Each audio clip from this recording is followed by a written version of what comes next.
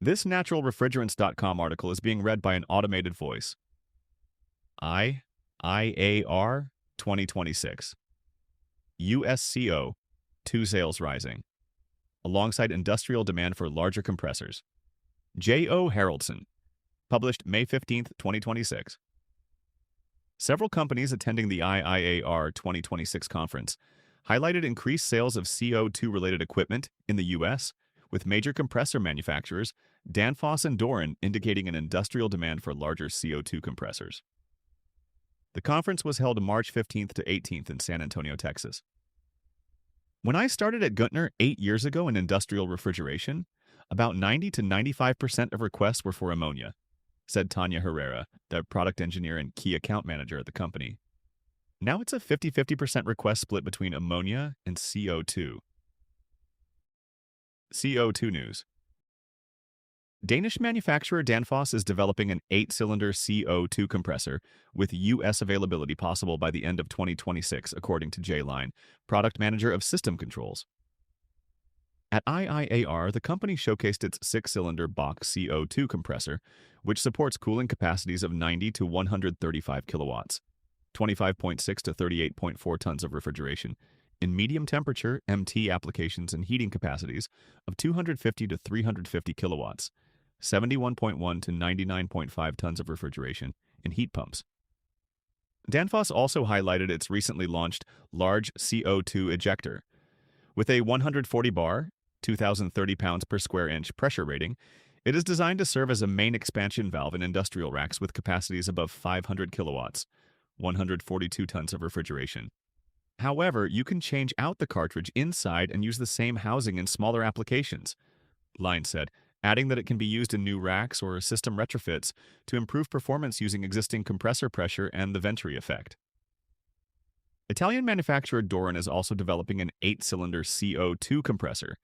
The company plans to conduct life testing on the unit by the end of 2026, followed by UL certification, with North American availability expected as early as fall 2027, according to Giacomo Piasano, CO2 Compressors Business Development Manager. For the U.S. market, the larger the CO2 compressor is, the better it is, said Vincenzo Isgro, area sales manager at Doran. By reducing the number of compressors on a rack, the larger sizes allow CO2 to compete with ammonia.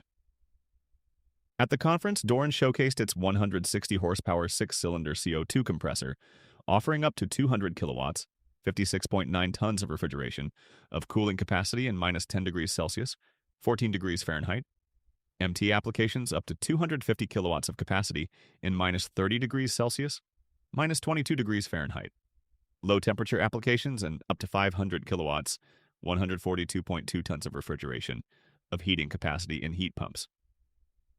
Temprite, a U.S. manufacturer of oil management products, is ramping up production to meet growing demand for its CO2 offerings, including specialized equipment designed to address pressure and capacity gaps beyond its standard product lines, according to mechanical engineer Hector Perez.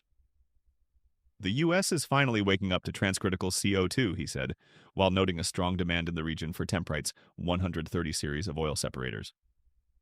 The series covers CO2 system capacities from 4 to 330 kilowatts, 1.1 to 94.8 tons of refrigeration, depending on model and operating conditions.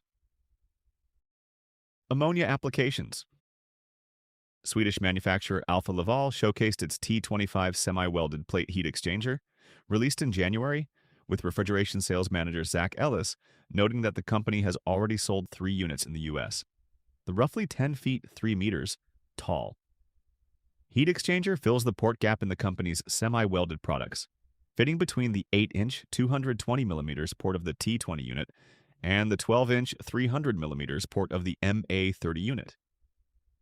Other technical improvements to the T25 heat exchanger include a guard that prevents gasket exposure when tightening plates and a uniport on the refrigerant side, a supported gasket groove that improves gasket sealing and retention at higher pressures. The design supports ammonia and 60 bar, 870 pounds per square inch, cascade applications of CO2, with Ellis indicating that it can be configured for roughly 1 megawatt, 284.3 tons of refrigeration, of cooling capacity, depending on plate count and geometry. At the system level, Danfoss has installed its package control solution NeoCharge, launched in early 2025, in 15 to 20 ammonia sites operating in the U.S., according to Line. Each unit can control a single panel or as many as 20 evaporators. The three-piece unit, consisting of a controller, motorized control valve, and sensor, increases efficiency by eliminating superheat, indirect expansion, DX ammonia, or CO2 systems.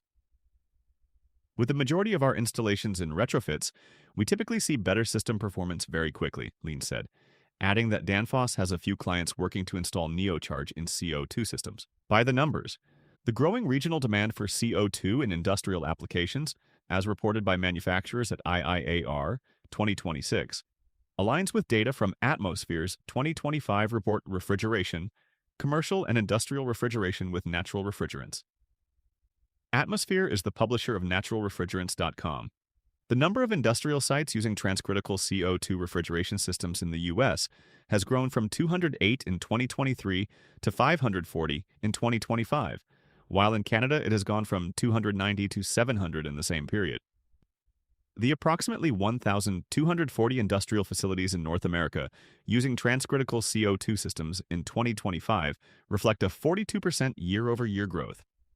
Although CO2 has a higher growth rate, ammonia remains firmly entrenched in North America. Approximately 1,480 industrial facilities have adopted low-charge ammonia systems, reflecting a year-over-year growth of 20% and a 1.4-fold increase since 2023.